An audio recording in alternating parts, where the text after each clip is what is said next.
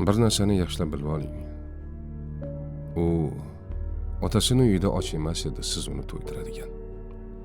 U otasini uyida kiyimsiz ham emas edi, siz kiyim olib berib minnat qiladigan.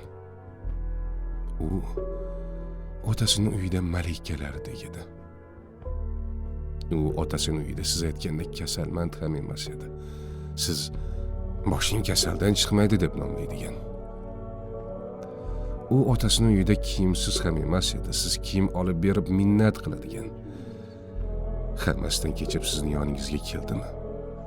Ayolingizni qadrlang. Ayol Allohning omonati.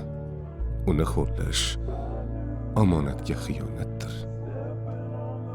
Omonat qilib bergan zot bir kun omonatning ustida albatta hisob qiladi.